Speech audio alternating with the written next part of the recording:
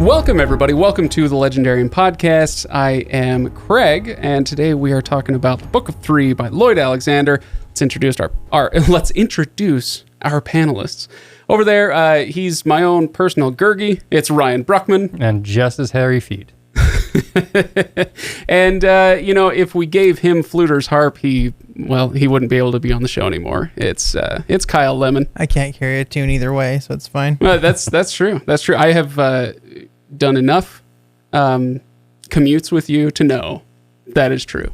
I thought you were going to say spying on me in the shower as I was singing or something like that, but commute works. Yeah, I wanted to stay away from the truth. Okay. So, like I said, today we are talking about the Book of Three. This is the first book, number one, is what I was going to say, in the Prydain Chronicles, or the Chronicles of Prydain. And we're going to get to that naming convention in just a moment. But before we do talk about this book, just a reminder, go to thelegendarium.com, and that'll take you to our website, which will have links to past episodes, so you can check out episodes by author. You can also find the chronological feed that way. You can find a link to our Discord server where you can join in the conversation, the Patreon link if you want to support the show. It's all there. Go to thelegendarium.com. Make sure you're subscribed. If you're a new listener, if this series is bringing you in, then we'd love to have you subscribe and follow us through these 5 books. Because, we are going to do all 5. These are not difficult books to read, time-wise or effort-wise, I suppose. We are definitely planning to do all 5. Is there anything else I'm forgetting before we actually dive into the Book of Three? No, I don't think so. So the Book of Three is it's classified as a high fantasy. It's, historically speaking, this is what it's generally been thought of as, is a high fantasy by Lloyd Alexander. It was published in 1964. So this is exactly a decade after the Fellowship of the Ring was published, just to give people an idea of where it sits in the chronology of the fantasy genre. So this is 10 years after The Lord of the Rings began coming out in England. The American author, Lloyd Alexander, publishes this particular book. And it was very well received at the time. No awards for Prydain until we get to the last book, but we'll talk more about that a little bit later. So it follows the adventures of Taran, the assistant pig keeper, who lives in Caradal Ben, and he, with only a couple other dudes for company, an old man and a farmer, blacksmith, whatever. And he is thrust unwillingly into an adventure when the pig runs away. The oracular pig Henwen, who can somehow tell the future, and this is going to be very, very important. But stuff happens, bad guys are about, and so Henwen freaks out, runs into the forest, and Taran follows her, trying to retrieve her. He runs into Gwydion, the prince, and together they set off on a quest to reclaim Henwen, which quest does not go the way that everybody plans. He meets up with a few other companions, loses Gwydion, but eventually Taran does retrieve Henwen, save the day, and go back home a changed young man. So, how's that for your recap? Okay. Ryan's like, yeah, sure, whatever. Yeah. Oh. It works. It recaps. Heavily focused on the very beginning, the reaning, and... Well, we're going to talk about some events that happen throughout the book, but... Things do happen in the middle. We're going to talk about all those things. I'm just trying to get people who, it's been 30 years since they read the book or whatever. Hey, I read it when I was a kid. I know there are people on our Discord server who are like, hey, I'm afraid to go back and read it because I'm not sure if it'll hold up. I loved them as a kid, but, now I'm in my 30s, I'm in my 40s. I'm not sure if I'm going to like the book as much.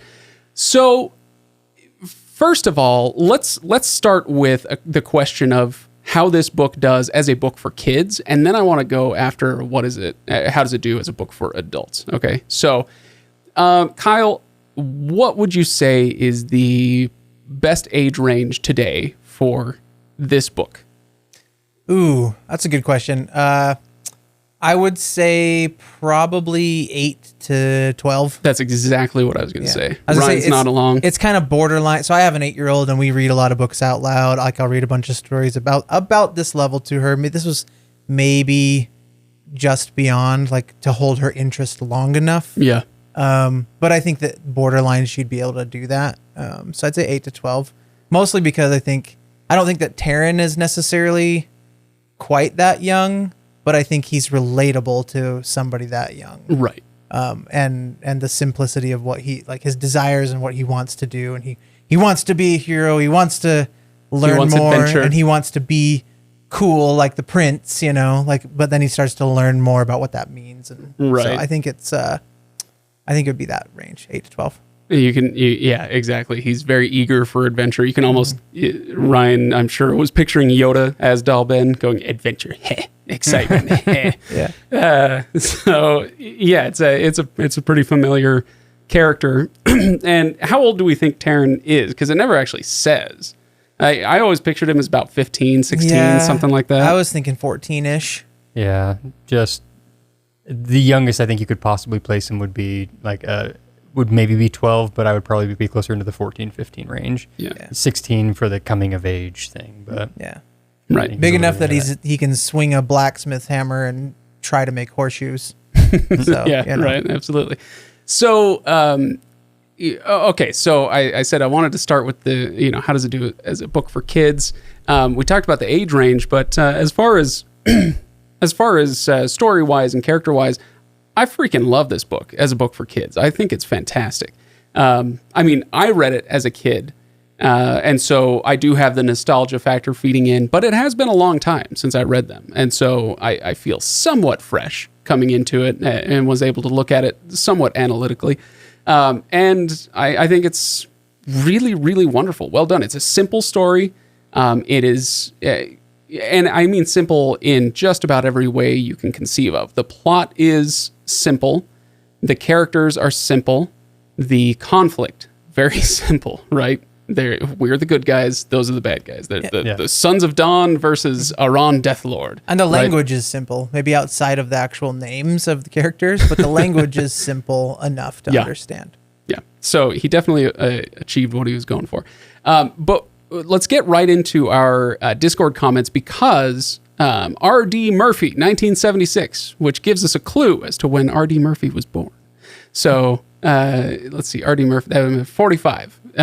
Would ask or wants to know, is the series enjoyable for an adult who didn't read or see the movie as a child? Now, Ryan, you look like you are chambered and ready to fire on this one. Eventually, I want to get to Kyle because this is his first time, but you read this as a kid, right? Yes, this is one of my earlier ones. I don't think this is the first series I read, but it is one of the earlier ones that I went through.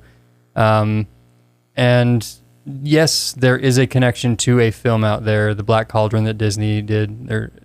The connection is loose, very loose. Both cauldrons are black. Yeah.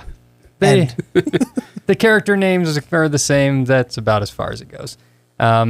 So if you have no connection to it, and as an adult, I actually think, you absolutely could read these pretty quickly, go through them, and enjoy them quite a bit. There was one thing about this story that, especially as we've done this read through, I just read this to my boy not too long ago, and who is how old now? 7. 7. The story worked really well at that level, but I kept thinking about this. I'm like, if you took this and handed it to the story premise here and handed it to an author today or a TV series, whatever, there's enough depth and there's enough pieces in here that you could build out a really good full adult epic fantasy. You'd have to make a few adjustments in there, but at its base, the villains, the heroes, there's some really scary stuff. A bad guy who brings people back from the dead to be his army. Like, I think we've seen that recently. There's some dark stuff going on in this book, and I think we'll get there, definitely. But no, I think you're right. Like, there are some beats that I think would get changed if this were, in fact, written for adults. Like, in the end, Taryn would be the one doing battle with the Horned King. Mm-hmm. In this one, he kind of gets Bilbo'd out of the story. Yeah. He passes out, and then he wakes up, and he's like, dude, you missed a great battle. Oh, man. Tell me exactly what happened.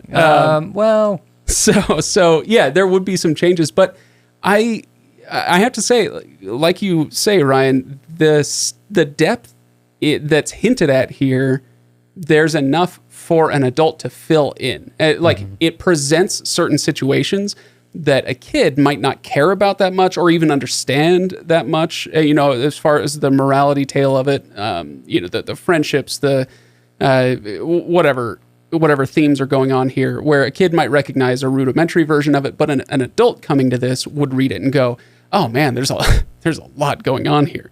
It's a bit like a kid watching, you ever watched Tangled recently? And like, if you were a kid watching it, you'd be like, oh, her stepmom is so mean.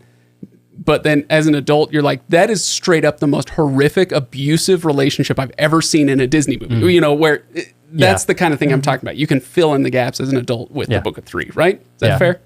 It's definitely going through the lens of a more childlike lens in terms of storytelling and the amount of time you spend in the words, because that's most likely the audience that's going to be consuming it there. But yeah, if you look just a little more, there's plenty there. So Kyle, what about you? This is your first time coming to the book. We said, Kyle, it's been 84 years since you were on the Legendarium. You need to come back and read a book. How is this one? Did it do anything for you as an adult? Yeah, I liked it a lot. In fact, it was probably one of the more enjoyable ones I've done for the podcast because it wasn't heavy. And that's not to knock on any of the huge epic fantasy series that we've read or whatever, but I really liked it as an adult because of its simplicity and lightness. I was going to say lightheartedness. I don't know that it's necessarily lighthearted, but it is not overly complicated or overly cumbersome to get through. And so I really liked it for that. What I would say is if you are an adult reading it for the first time, don't expect this to be something revolutionary in the fantasy genre. If you're familiar with the fantasy genre, it's fairly tropey, but it's very enjoyable in that way. Yeah, and that's part of why I wanted to fit it into the chronology of fantasy literature, because this was 1964. We didn't even have, by the 80s, certain things were tropey and overdone, but it took a little while. In 1964, we weren't there yet, where this was still, and frankly, I would say this is still a story worth writing and reading, this type of thing. As long as we're talking about tropes, I like the ones that are in this book, generally speaking. So anyway. Yeah, definitely worthwhile if you're an adult. Like I said, I don't know that it would be groundbreaking in any way, but it's definitely, especially if you do read a lot of heavier fantasy, this is a really good palate cleanser, like quick read. And that's okay. So now that we're a few minutes into the episode and we've chased off anybody who doesn't care, I would say, why are we reading this book now?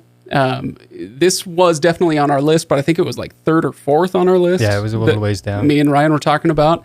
Like what was the other one? The Powder Mage. Powder Mage. Yeah, we were going to do Powder Mage. I picked up Powder Mage, and I was like, I can't. I just don't care. Like, I've been broken in the last year or so, basically by reading giant doorstoppers from Sanderson, trying to catch up before the Rhythm of War release, like a year and a half ago. But it broke me. And I've been trying to get back into series. And that's not a knock on Powder Mage. It's just my brain was like, I can't do another epic, giant fantasy series. So I was like, I called up Ryan and I was like, dude, can we just do Book of Three? I need to do, I have to read a book. I need to do a podcast. Can we do that one? And it was the right choice. So I thought it held up very well. But let's get back to some Discord questions. And then we'll talk about that stuff again, probably later, maybe later in the series. Befuddled Panda would like to know, how was, let's see. Oh, wait. Yeah. Which characters and or events stood out to you and why? Boy, this is a broad question, but it's a good one. Ryan, what do you think? So growing up, obviously, when I first read it, I always loved Terran and following, because that's the character you identify with. Gurgi's fun. But this time around, actually, I was a little more surprised at how much I wanted to know about Gwydion, Prince Gwydion. Yeah. Because... Son of Arathorn. Yes. This Aragorn-esque character here. Because I think that's a little bit closer to what I would be interested in. Like if you wanted to spin off and go from here, let's, Tales of Gwydion, let's go. I really liked him.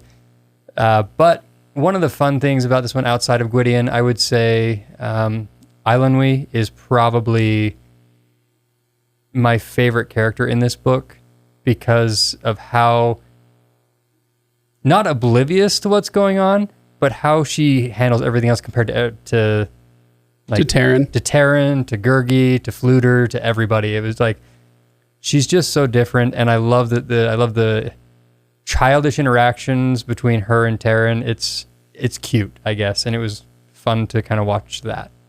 Yeah. By the way, my headcanon here for this book is that the Sons of Dawn are, in fact, let's see, they came from the summer. Oh, the Sons of Dawn came from the Summer Country. They're Numenorians. Oh, okay. Yeah, this is 100% Middle Earth. Yeah, it's just if Middle Earth is like some other part of Europe, then this is Wales in Middle Earth. So there you go. So let's see. So the question was, what characters or events stood out to you and why? And for me, I agree with that. Eilonwy stood out to me on this read as well. She's a very memorable character, and it's a small cast of characters because you're writing it for kids, so you don't have that many to choose from. But I liked that she's so brash. She, she's a very take charge girl, which you can kind of understand. I mean, you find out later she's an actual princess. Okay, so she was raised giving orders probably. Then she is living in a castle with Queen Akron, where you got to have. You got to have, I don't know what the best expression would be, balls of steel to grow up in a castle with Queen Akron, right? So she's learned this type of behavior, but she's still a girl, call her 15 years old or whatever. She doesn't have that much life experience. So she's very assertive and brash, but she doesn't know all that much. And so sometimes it really works out well. And then sometimes it's like, no, she led you into disaster. Yeah. and I like that, where it's,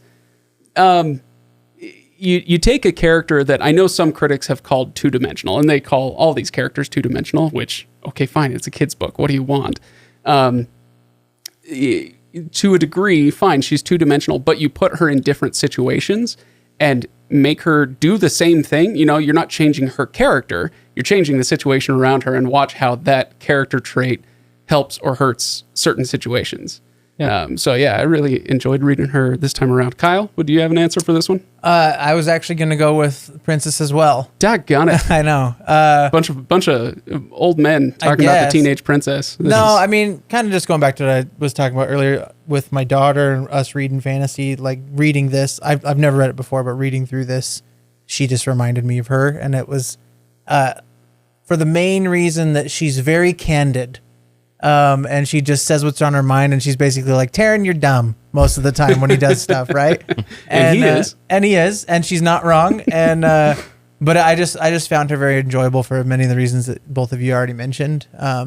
And I think that she's the most interesting character because she is there living with her quote unquote aunt to learn how to become an enchantress and has these powers or whatever. So I feel like if I were to handpick a character that I want more info or spin-offs or, to dig into more, it's her character. Good. I'm glad you said that because book 3 is all about Princess Eilonwy. Sweet. So, she's great. So here's a question. This is not from Discord, but I'm just going to spin that one on its head. Is there anything that didn't work for you, either a situation or a character? So you guys think about that for a second. And mine, while you're thinking about it, mine is Fluter Flam. First of all, wonderful name to say, right? Just to say, Fluter Flam. It's a great name. It looks weird on the page, but it's a great name.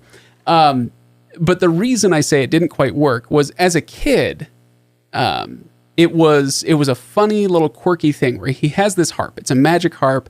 This goes back to the joke about Kyle earlier in the episode. Sorry if you didn't get it. But he has a harp where the strings break if he lies. Mm-hmm. Okay, so every time he lies, one or more strings on this harp break. And so he's constantly embellishing his stories and lying, essentially. And so the strings are always breaking. And as a kid, I was like, oh, yeah, okay, good. Lying is bad. And this guy, funny things happen and frustrating things happen because he lies all the time. So don't lie, kids. Very Saturday morning cartoon, and it works in that way. As an adult, I'm sitting here looking at this going, this guy would have learned a long time ago to stop doing this. Mm-hmm. Like, nobody is that thick-headed, right? And so he's a little flighty, fine, but he's not that dumb. And, so there was a moment about halfway through our time with Fluter where I was like, no. It's because it's every time he opens his mouth, this happens. So I don't know. That's for me. Did you guys think of anything that didn't quite work for you? No, they didn't. No, I was going to say, it's not that it doesn't work for me, but I think back to the subject of if you're reading this as an adult, the idea of an oracle pig, I think is fun and whimsical, especially for a younger reader. But I think as an adult, it's kind of like, what? I don't get this. So like when I first opened this up and started reading, and it's like, Henwin is this oracle pig or whatever, I was like, that's almost too silly for me to want to continue reading. But it's fine and it works. So I don't want to say it didn't work for me, but I think it was borderline like, okay. That was because I have the whole series somewhat in my mind. I've forgotten most of it, but I still have certain scenes in my mind. And I know that Henwen the Oracular Pig will in fact be an oracular pig as the series goes on. But it's very weird that in this book, we hear all this. She's the most important thing. She was, the most important prisoner that Iran ever took. And, and she's just like kind of a pig living in a pen in Cardal Ben, know. And it's a Chekhov's gun that never even kind of goes off in the whole story. Yeah. And so I was like, wait, that's weird. We really have to wait past the first book for that? So. Is it a Chekhov's gun or a MacGuffin or both? Both, yeah, in this case. A MacGuffin gun. Chekhov's McGun. Yeah. I don't know. Yeah, the pig doesn't... if there is something that it doesn't bother me now, but now I would ask this question more as an adult. Dalben, specifically, he is our Gandalf-esque character who just lives in his little village place and doesn't do anything. I know. It's like, I want to know what it is you're doing to stop the Horn King. He's like, Terran, I'm sorry you were doing I saw you fighting the sword. That's not a good thing for you to do. By the way, the Horn King's just down the road a little ways. Let's make sure you stay away from that. Now stop learning how to sword fight. Yeah. Do you do magic or do you just pig tend? Like, what's going on? Come on, Dalben. The assistant pig tends. He does the pig tender. He does have the Book of Three, which we gather from this book gives him some kind of knowledge. That was my question. But that's another. What even is the Book of Three? Like, I get that there's a prophecy or something within there, but like, this book is the Book of Three. What is the Book of Three? That's when I got done with this read, and I shut the book. I'm sitting in bed next to my wife, and she goes, "So how was it?" And I was like, "Oh yeah, still great book. Terrible title. Great book. Yeah, because the title has nothing to do with I just was wondering what goes if on. Maybe I was reading too like asleep or whatever. Like, did I miss something? Did I overlook something where there was an explanation for the Book of Three? Like, I got a very vague idea, which is fine to a certain extent. Yeah. But no, I'm with you on that one. So Padre Philippe on Discord asks, what is the book's inspiration? Or what are the book's inspirations? In 1964, that's before most everything else in the genre. Okay, so we talked about where it kind of sits in the timeline of fantasy literature. But I have imperfect knowledge on this, so I am not a Lloyd Alexander scholar, despite having gone to BYU for college, where they have a permanent Lloyd Alexander exhibit at the library. I don't know if you guys knew that. Yeah, you can go to the library and check out the Lloyd Alexander exhibit here in Utah. It does seem like the most BYU fantasy series I've ever come across. It's very wholesome AF. There you go. That's a great way to put it. That's it. There's a T-shirt for you.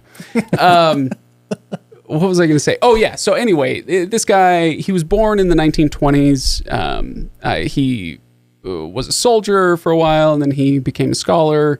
But he spent time in Wales.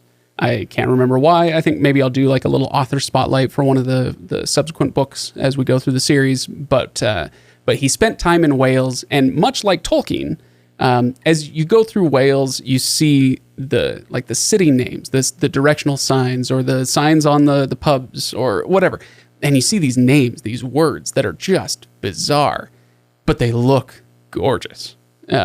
These words, they don't pronounce anything like you would expect them to, but they look wonderful. And so he had a kind of similar reaction to Tolkien. So Tolkien, when he was a young man, he spent a little time in Wales, and that inspired him to go and learn the Welsh language, because that's what he did. He saw a language, and then he, went to the... I can do that better. Yeah, he went to the... yeah, there you go. So he went to the woodshed, and by the time he got back, he knew Welsh. Anyway, so yeah, it's kind of a similar thing where they were both entranced by this language and the country and the myths. And so that's where much of the inspiration came from. So a lot of the characters are pulled from Welsh legend, but it's not like the things... It's like their names were pulled from Welsh legend. It's not a retelling. Yeah, there may be a few little things that they have in common with the actual legends. But yeah, he changed a lot of stuff around. But anyway, that's where a lot of that stuff came from. That's where the geography of Prydain loosely comes from. So anyway, but yeah, that's a good question. And Padre Philippe, we're going to get more into that as we go through the series. So let's do another one. Oh, yeah, you know what? No, we'll save that till the end. Which members of the cast, asks Jeff Dugan, would you want your kids to use as role models, and why? Okay, so which characters would you want your kids to have as role models, and why? Oh gosh, at different phases of your life, different characters would mean more. Oh, absolutely. But think of your kid, 7-year-old boy. Yeah. Is Taran his role model? I mean, that's probably the one that's going to be the most likely to stick and work. Because we haven't seen that many characters yet, right? Yeah. It's not likely that a 7-year-old boy is going to want to be Prince Gwydion. Maybe a little bit. You would have. Yeah, probably. Taran does. That's true. But someone there's aspects of Gurgi's selfless nature is a really great aspirational thing, but there's other aspects of Gurgi that I'm like, no, I don't want you to take on. Right. Aside from just speech pathology. That would get old very quickly. Cute for a little bit, but get old very quickly. Yeah. No, I think you're right. And that's going to be the case with just about everybody, where it's Taran exhibits when we get to the end of the story, which, yeah, I know there's a bunch of stuff in the middle we haven't really talked about yet, but he goes through all these adventures and he gets back, and he's kind of expressing his disappointment to, I think it's in a conversation with Gwydion, where he's like, I didn't do anything. Somebody else Gurgi found Henwen, and somebody else you've defeated the Horned King.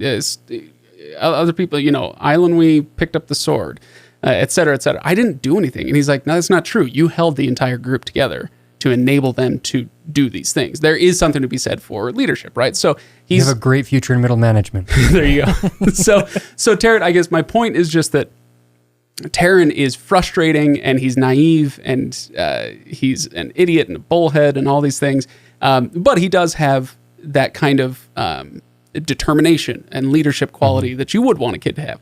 Eilenwy, we've talked about, is brash and a little headstrong, probably, but she's also brash and headstrong, and that's both a strength and a weakness. These are not mutually exclusive in her case. And, you go down the list. Gurgi, you mentioned Flute of Flam, we can talk about, but yeah, I don't know. Roll your dice, pick a character. They all have things to emulate and things to avoid, right? Mm-hmm.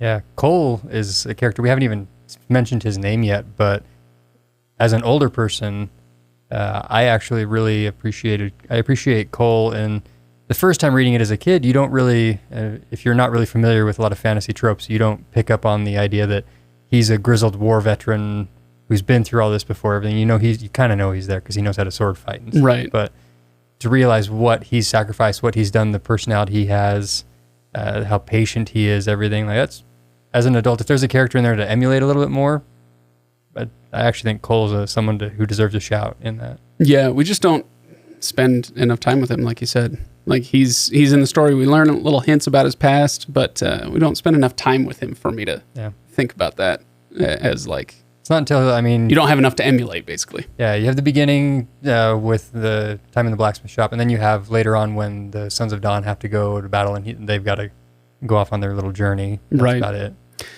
So yeah, Kyle, any thoughts on this one? Nothing too serious. I would say the character you want to strive to be is Henwen. You want to be the prized pig that everybody goes bonkers over and hunts down and wants to find and rescue. Isn't that so how you can live your life in the sty and just be fat and happy, and people will go to the ends of the earth to rescue you. What's the name of the pig in Charlotte's Web? Wilbur. Wilbur. Yeah, that's prize pig. The only way you're not going to get slaughtered is by winning some prize at the county fair, right? Or being an all-knowing swine. All-knowing swine. There's your T-shirt. Okay. So let's see. A final question here from R.D. Murphy, 1976, who says, this might be more for Professor Craig, but what do you think about the use of chronicles to describe a series of books? All right, so we're pulling out of the story and looking at just the naming convention here. I think it has, going back to Murphy, I think it has become generic for series, but in early usage, Martian Chronicles, Chronicles of Narnia, Chronicles of Prydain, it actually seemed more like the definition, which is a factual account, or a factual written account of important or historical events in the order of their occurrence. But at this point, yeah, it pretty much is just a series of books. I don't know. Fantasy series of books. Does it bother? Well, yeah. I mean, you're not going to get the Chronicles of, the 50 Shades or whatever. Yeah, I feel like that naming convention is a trope in and of itself now within the genre. And so you throw Chronicles on anything, and it's a marketing play. We're talking about this earlier, but it's a similar where you design your Wheel of Time logo to look like the Game of Thrones logo, right, so that you can connect the dots between popular series. Like, this is Chronicles, that is Chronicles, Right. I mean, how else are you going to know what Riddick does? I mean, how do you, yeah.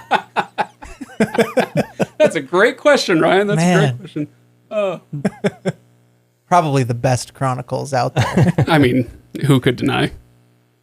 Sorry, I had to take a drink of water. I'm dying here. So what do we think of Chronicles? It doesn't really bother me. I mean, you need something that says this is not just one book. There's more where this came from, and I don't really care what you use. I mean, it's an earlier version of, I think nowadays we've got the title character and the such and such of such and such. Harry Potter and the whatever. What is it? The Percy Jackson and the So like nowadays it's that is the thing that everybody does with their young adult fantasy series or whatever. It's title character and the problem and the solution or whatever. You know what I mean? So basically the cover becomes the whole story. Right. But like that's, Harry Potter and the time that he used this spell to make sure that... I don't have a problem with it, but I will say I roll my eyes at it now. I mean, this is obviously an early adapter of it, so go Lloyd, set the trend. But I roll my eyes at any series I see that's Chronicles now, just because it's like, okay. Yeah, I can understand that. I don't share that feeling just because of what I said, where you gotta choose something, and we've got the Stormlight Archive. Okay, that's a little bit different. But what else do we have? Yeah, you're just referencing whatever series. Because section of library is a boring way to describe fantasy thing. Like that's what all these are. It's like it's tales. The thing it does signal. And I think if a series does it, it merits using Chronicles a little more than maybe something else is. Does it tell the story of whatever the of is? Like, this is the Chronicles of Prydain. Does it tell the full story of Prydain, or does it just tell one story inside of that? This one is the case where we follow a few different stories, but it's the one character. So I might push back on it a little bit, but yeah, if you're only following one person, maybe Chronicles isn't a great option. But if you're talking about the world your world as a whole, it makes more sense to me to have the different story pieces and different points of view be called Chronicles. Yeah, okay, fair enough. I think we spent a little more time on that than I anticipated, but there you go. I've never had strong feelings about it before. I'm now, kind of the same. kind of the same. Okay, so now that I think we've caught up on all of the Discord comments, I wanted to make sure we used those to guide our discussion at first, so we make sure we address things. But now I think we can just turn it to the three of us to talk about notes, thoughts, feelings, anything you wanted to bring up. And I will start. There are some funny bits in this book, and they were just funny enough. Like, how should I put this? I can't believe, as a 35-year-old, how adept Lloyd Alexander was at writing humor that was just perfect for kids. It wasn't condescending. It wasn't like too juvenile, but it also wasn't too sophisticated for them to get. Mm-hmm. So the example I've got is in the very first chapter, Taryn is, here, I'll see if I can even pull it up in my book here. Taryn is still in Cardalben, and we're describing Dalben here. It says, let's see, Dalben, master of Cardalben, was 379 years old. His beard covered so much of his face, he seemed always to be peering over a gray cloud. On the little farm, while Taryn and Cole saw to the plowing, sowing, weeding, reaping, and all other tasks of husbandry, Dalben undertook the meditating, an occupation so exhausting he could accomplish it only by lying down and closing his eyes. He meditated an hour and a half following breakfast and again later in the day. It's a funny joke, and it's just sophisticated enough that as a 10-year-old reader, say, like, you're probably going to get that, and it's going to make you laugh, right? Does that make sense? Like, I think he skirted that line really well generally throughout the book of not dumbing it down too much, but also not making it adult humor. Thoughts, feelings?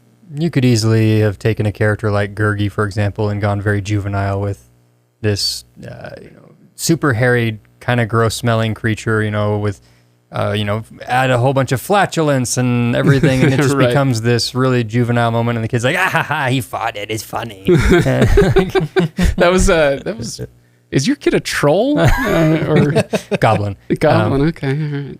No, but so it's possible, and he doesn't do that. I think at no point in this book do I feel like you will be in tears rolling on the floor because of what he's written. No, they're chuckles. Yeah, but it's nice, and it's especially a nice nod to adult readers who are reading this to their kids at bedtime.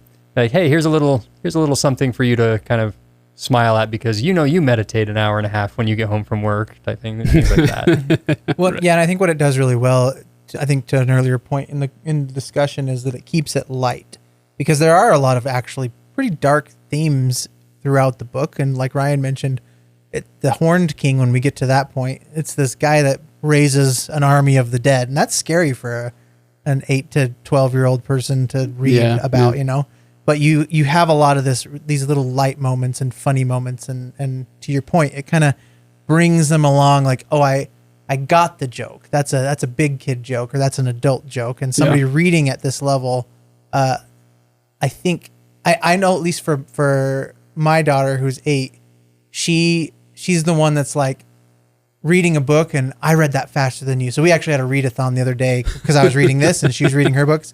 And she'd sit there and she'd be like, Dad, I finished 2 books before you finished your book, And so she's the kind that's like, I want to be the reader. And I think these types of sophisticated just enough brings those readers up, and it makes them excited that they're reading a chapter book, as she would say. It's not a kid's book anymore. Right. And to that point, you mentioned that it can get pretty dark in places, and so it's nice to have some levity. Well, let's talk about the dark spots in the story a little bit. So just to set things up, Taryn has met Gwydion in the forest, and they're going after Henwen, and they come across the Horned King once, but then he rides away, and then they come across him with his entire army. And so they're sneaking up to get a look at the army, find out what's going on. And let's see, before Gwydion could speak again, the Horned King, bearing a torch, rode to the wicker baskets and thrust the fire into them. Flames seized the osier cages. Billows of foul smoke rose skyward. The warriors clashed their shields and shouted together with one voice. From the baskets rose the agonized screams of men. Taryn gasped and turned away. Holy Yeah. Whoa! Like, as I was reading through this time, I'm like, I remember that. Now that I'm reading it, I remember having read that as a kid, but I don't remember being as horrified as I am now by that. There is some dark stuff. But again, just like the humor, he brings a kid right up to the line of, here is a horrific thing that could happen, or that, that has happened in the world, or, well, today, does happen, unfortunately. There is this thing, but we're not going to dwell on it, but just know that there are awful people in the world. These are the stakes. The Horned King is this kind of person. Right. And so that darkness, he doesn't dwell on it too much, but he also doesn't steer a kid away from it. Mm-hmm. Right. Yeah. We don't have to have necessarily hard reality for kids. And he said just a touch enough of evil out there that they recognize it. And one of the key things for me about the success of a book like this for children is that they see that in these moments that the hero can come out of it, and the hero, that good will triumph, the hero changes, the hero realizes it, versus a lot of, more adult books or whatever, where we play in the grim dark and we kind of play in the gray areas of things. For these kids to understand that it's going to be okay, take a stand for doing what's right. Like those are the key elements that I want my heroes in a child's book to come out to showcase in whenever there's a dark moment that comes up. Right. So like after that happens, Taran turns away or whatever, but he continues on his journey. Like I want my kid to realize that it's not just run away scared or anything. Be a force for good. There you go. Yeah. Okay. Kyle, any thoughts before we move on to anything else? No, I mean, I kind of echo what you're saying. I had a passage marked here in a similar way, but so it's when the Horned King is coming up on Taran, and he's kind of wanting to, or he's about to kill him, or within striking distance. The end of the book or the beginning? Towards the end. And I just like the way that he described this here, and he said, so he broke Taran's sword at that point, right? So he said, Taran dropped the useless shards. The Horned King paused. A growl of savage joy rose in his throat, and he took a firmer grasp on his weapon. And just like the malice and evil that the Horned King delights in the fact that he's about to kill this kid. Like that is a scary image for a kid. And so just echoing that as another example. That's a really good one. So, okay, I feel like I've kind of monopolized the directions we've taken this conversation. Is there anything that you guys, bullet points, highlights, things that you wanted to pull out and talk about? Let's, just for a minute, I want to go back to Spiral Castle, which is where we meet Ocarina. It's Taran and Gwydion are captured by Ocarina. And she's a sorceress. Yes. This is where we meet Eilenwy, because she's the one who helps Taran and Gurgi escape from the castle, because she knows the little secret underground passages, and she has this bauble that allows her to see. It's a little glowing jewel. Yeah. It's a little, a Silmaril. Yes, that's what. Okay, I can go with that. Yeah, she has this that allows her to kind of get around, and so it's an early piece foreshadowing future things. But being in Spiral Castle, the moment when they escape, Taran pulls. Is it Eilenwy that pulls the sword? No, Eilenwy grabs the sword from. Okay, so they're escaping through the tunnels. Yeah, they're in a barrel. They're in the grave of an ancient king. Yeah, which with soldiers, dead soldiers all around him, and they all have their weapons on them. Okay, just trying to set the scene. Yes, and so they pull they pull the sword, and it causes the entire castle to collapse. Right, and come down on itself, and cool magic, cool setup there. Like this has kind of been holding it all together. But then the moments afterwards, Taran realizing as they're looking over the rubble of everything, the reactions of the two characters. Taran responds like, "Oh, Gwydion might have we might have just killed Gwydion," and gets upset with Eilenwy over that. He freaks out over that, and Eilenwy's like, "Ocarina might be under one of those stones. That'd be nice." But I don't know, the kids coming to grips with going through something so terrifying as crawling through the dark, creepy spaces into a grave surrounded by dead people with weapons, things like that, and then coming out and realizing that the adults that you had with you that have been raising you or guiding you are now probably dead. Have fun. Yeah.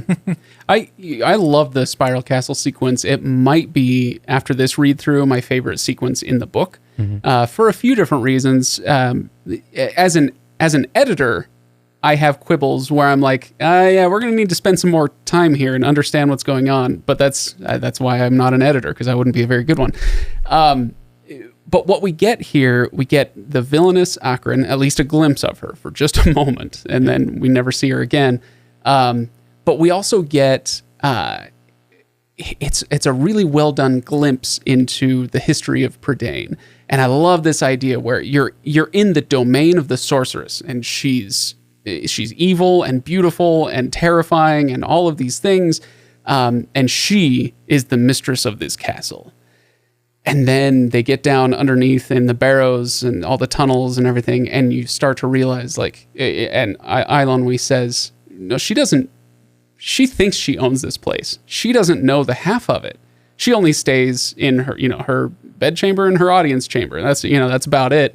Where I know way more about this castle than she does because I bothered to explore it. And then, like you mentioned, the old magic where she removes the sword from the king's barrow, like from his chest, and that triggers the magic. Where you get this sense that, oh man, there's a lot of history just in this one sequence. So I thought that was really well done. I also like the character work in that sequence where Taran, he comes into this barrow, he sees the king and all the knights arrayed around him, and his instinct is, I don't know, that guy looks really important. I better not disturb him. Because that's been part of his character up to this point, the hero worship. I want to be like Gwydion, I want to go off and have adventures, and and now there's this king. I'd better not disturb him. So he grabs a sword from one of the knights, who cares, whatever. But then they get out there, they get out to the clearing, and he sees that Eilonwy has picked up the king's sword, and she's like, well, yeah, he's the king. It's bound to be the best one, right? Just so practical. And so it was a really great, we're told all the time, show, don't tell, show, don't tell. And that was a really great show, don't tell, where here's what kind of character Taran is, here's what kind of character Eilonwy is. Yeah. And that's going to carry us through the whole series, but you get those showing moments. I love Spiral Castle. Yeah. What about you, Kyle? Any standout moments, sequences in the book?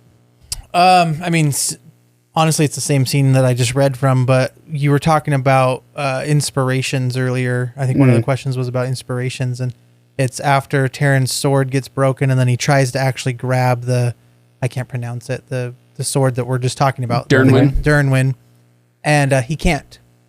It won't come out of the sheath, right, because he's not worthy, or it's very King Arthur.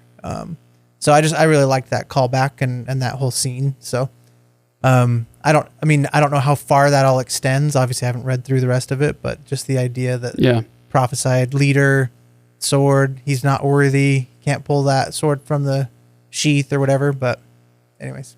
So let me ask you a question about Dernwyn. The sword, it's the Excalibur, it's, whatever, it's Aragorn's sword, it's all sorts of things.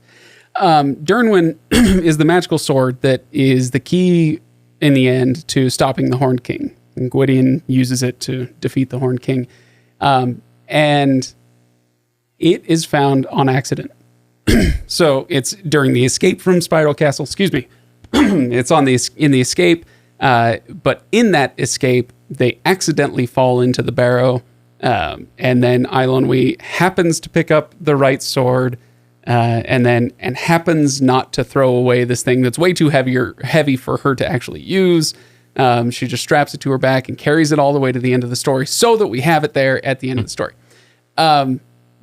Does that bother you when the hero kind of just accidentally stumbles across the one thing that could defeat the bad guy and stop evil from taking over the world? Like when a hobbit falls down a hole and meets a Smeagol and picks up this tiny little ring. Very nicely done. So yeah, that's my question. Does it bother you? It doesn't bother me in this, and for very similar reasons why that doesn't bother me in Lord of the Rings is if they had started the book out with, we must find this great sword, and we've been searching for it for years, and it's the only thing that will save us. And then they happen to stumble into it. It's like, oh, all right, so that's where it was the whole time. Okay. We don't know. We don't care. And then when it comes out, oh, that's what that is? All right, I'm fine with that. I don't know. I think building it up more and then accidentally finding it versus going on a quest to find it, like, I don't know. That's the balance I would want to see. So, I'm having a hard time striking. Okay, so you're saying because it wasn't built up beforehand, it doesn't matter. It's so not much their to quest to find it, and they accidentally stumble onto it. Much like Bilbo was going to burgle Smaug, not going on a quest to find a magic ring. Yes. Right. Yes. So this because it's not okay. No, that makes sense. Okay. So yeah, it's a side quest that becomes the main quest. Now, is it the? Maybe I'm misremembering, but is it the sword that he uses to kill the Horned King, or is it a name? Doesn't he like isn't there some kind of name that gets whispered or something? For some like reason, that? in my brain, he used in my memory, he used Dernwin to strike down the 20 Horned minutes. King. I'll reread the last. Could you, yeah, Ryan? Could we just pause it now? Maybe some hold music for the next 20 minutes of the podcast. Okay, apparently yes, we can do hold music. Okay. No, new feature. I think you're right. Maybe he doesn't actually use the sword. Like Taran tries to use it. I thought Gwydion then used it, but I think you're right. Yeah, I like the point that Ryan made because when they set out on this, it's the pig that's the ultimate quest. Right. Right. And gradually over the course of the book, the pig's still important. And they want to bring him along or whatever, bring her along and still rescue her. But the plot shifts as during the course of their adventures, they learn more about the Horned King and what's going on, and just so happens they have the sword to help. So yeah, no, it doesn't bother me because I mean, like you said, it's basically Bilbo finding the ring. Who cares? It just works out for the story. It works into the story eventually. So yeah, it's all good by me. Kyle, communication. You remember when we were reading the Wheel of Time? Yeah. And if everybody would just talk to each other, just say anything to each other, you'd avoid a whole world of hurt, right? Right. Did you spot where that came up again in this book? The very beginning, maybe when. Which part? Well, I think it's the point where Taran meets Gwydion, and he doesn't know anything about. Is it Cole that he doesn't know anything about? Or, yeah. And he's like, "What?" He's like, he's a hero? He hasn't told you anything. And so, I don't know. It's kind of, Ryan made the point earlier, but just the idea that stop playing with swords. There's a Horned King over here, but stop playing with swords. And so just the idea of not communicating or teaching came up pretty early, but I don't know. It sounds like you're thinking of something more specific. I was curious if there was anything else. I am thinking of something specific, but I wasn't necessarily fishing for that specific thing. But what I was thinking of was when they make it out of Spiral Castle and they come up to Fluter. Okay, so Eilonwy has rescued Fluter because Taran said, hey, you got to get my companion out as well. Yep. And so now Gwydion is presumed dead under the collapsed Spiral Castle, and Taran is mad at Eilonwy, and she's like, you told me to get the guy in the other cell. I got the guy in the other cell. You didn't tell me, hey, would you please go rescue Prince Gwydion? If you'd said that, I would have done it. But you didn't say that, so it's just one of those moments where it's like, look, I know you're trying to be clever and act like the heroes in the stories that you love so much, but just say, hey, I'm traveling with Prince Gwydion. He's an important man, and he's my hero. I would appreciate it if you would go rescue him as well. Yeah. But anyway, so that just, it made me think of you because I knew you were reading the book, and I'm like, that is straight Watt right there. 100%. But without that miscommunication and conflict, we wouldn't get an awesome story, Yeah. Ryan, did you find? I did actually find the bit here. Okay. So it turns out that Henwen told Gwydion the secret name that allowed. That's because for some reason that I can't remember, Gwydion can now understand the speech of all animals. Yes. He becomes Dr. Dolittle and can speak with one heart. And he says, well, did we just cast Robert Downey Jr. as Gwydion? Oh no. Or Eddie Murphy, one of the two. It's let's see. He says right here, When I learned from her, what I learned from her was more important than I suspected, and I understood why Iran's champion sought her desperately. He too realized she knew the one thing that could destroy him. What was that? Terran asked urgently. She knew the Horned King's secret name. His name? Terran cried in astonishment. I never realized a name could be so powerful. Yes, Gwydion answered. Once you have courage to look upon evil, seeing it for what it is and naming it by its true name, it is powerless against you, and you can destroy it. Yet with all my understanding, he said, reaching down and scratching the white pig's ear, I could not have discovered the Horned King's name without Henwen. There you go. Okay, well, here I was thinking he just swung a magic sword really hard, and I'd forgotten about that. So You are so dumb. But a couple pages earlier, like it talks about him burning and everything. Like they draw the sword and it burns him. So I don't know if it was just one of those perfect timing things. Like he came in, whispered the name, drew the sword, lit on fire, and the guy's like, perfect coincidences of everything that could destroy me. maybe exactly. So. Maybe so. All right, good. Well, I think we're coming up on the end of this one. Is there anything else? Any final thoughts on the Book of 3 that we want to get to? Any other moments you want to talk about? I only want to mention this because, honestly, I don't think we'll have anything to say about it, but just so that the names get mentioned, Doli and King Idelig and the Fairy Folk. Oh, sure, the fair folk. The Fair Folk, sorry. The Fair Folk. But that happened in the book. That was a thing that occurred. So yeah, Doli is the dwarf whose whole grumpy. Family, he's very grumpy. They're all grumpy, it seems like. For fair folk, they're awfully grumpy. His whole family has the ability to turn invisible. He, for some reason, doesn't, and he spends most of the story trying to get it, trying to get that ability, and he can't do it.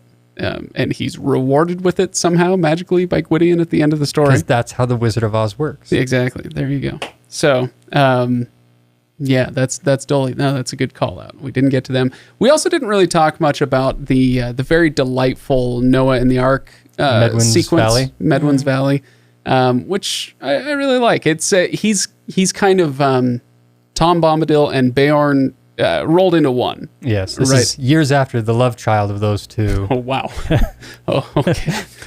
Pre-Chronicles.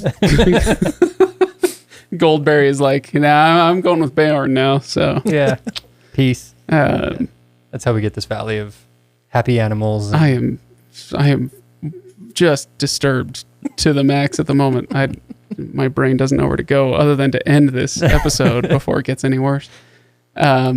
Yes, delightful sequence. I don't know.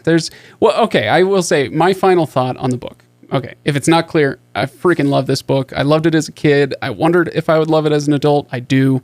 I highly encourage people to read it if you've got the right expectations. If you can put yourself in a younger mindset, a simpler mindset, then yes, absolutely. Go ahead and read it. It's wonderful fun. What surprised me about this book is it's like I've got this hardback edition. It's like 180 pages. It is not a long book, and they're not like chunky pages either. Okay, so this is a one-sitting book. But boy, oh boy, does it cook. They cover a lot of ground in this story. The set piece after set piece after set piece. And and you start with the really normal orphan farm boy situation, and then you're just going off in crazy directions, and you're picking up companions and you're losing companions, and you're going to the valley and you're finding the pig and you're losing the pig, and in 180 pages I was shocked at just how much ground we covered. I don't know, how'd you feel about it that way? I would say yeah, it fits because of, again, attention spans and audience, but there are books that we have read that have chapters that challenge the page count and the word count of this. Yeah, no, absolutely. Last battle. Yeah. Yeah, I don't know. That was just what amazed me about it. But yeah, other final thoughts from you guys. Kyle, do you recommend the book? Do you like the book? Yeah, I love it. I think genuinely enjoyed it. Genuinely looking forward to continuing and digging in more. Like I said, there's a lot of points of interest. I'd love to learn more about the princess. I mean, just all of the main characters. I think they're all very interesting and distinct, even though they're quite simple and archetypal, if you will. I think that they're fleshed out in a way that even having read a bunch of fantasy and being very familiar with the tropes, I'm still very interested in these unique character stories. So. Yeah. I was talking about this with Ryan earlier in the week, I think it was, about how excited I am to read the rest of the series because, as I recall, well, okay, let me back up and say, with a lot of series, I mean, you could take Harry Potter, Percy Jackson, kind of what's the Alcatraz series or whatever, where you get a book where it's like, yeah, pretty much every book in the series is going to be very, very similar. So you've read one, you've read them all, in a way, right? Mm-hmm. I mean, okay, it's not quite that simple, but Harry goes to school. There's a problem. He defeats the bad guy, and it's the end of the book. This series, in my memory at least, and we'll evaluate this as we go, but my memory is every book is really distinct. It has a different type of story, has a different point, has a different journey for Taryn and the rest of the characters, focuses more or less on different characters, whatever. And so this is a series that does not follow that mold. So yeah, I'm really looking forward to you, Kyle, getting to go through the rest of it for the first time and see how you like it. Ryan, any final thoughts? Just that I would recommend to those who can and would be interested, who have kids, this is a great read out loud book to share together. I decided a while ago that as I was practicing and training to try and read audiobooks, that I would record myself reading some so that my child could have that recording of me reading these books that we read early. And it's been a really great experience to do that and share that. And so I would just say that if you have that opportunity, take it. This is a really great series to do that with. It's not too tiring. It doesn't require too much of you. If you want to do some fun things with it, there's plenty of fun things to do with it. So yeah. And if you like the voice you just heard and you're an author, then email Ryan at thelegendariumpodcast.com and hire him to read your audiobook. So I'd take it. Cool. Well, we'll call it there for the Book of Three. Yeah, we didn't do like What is the Book of Three?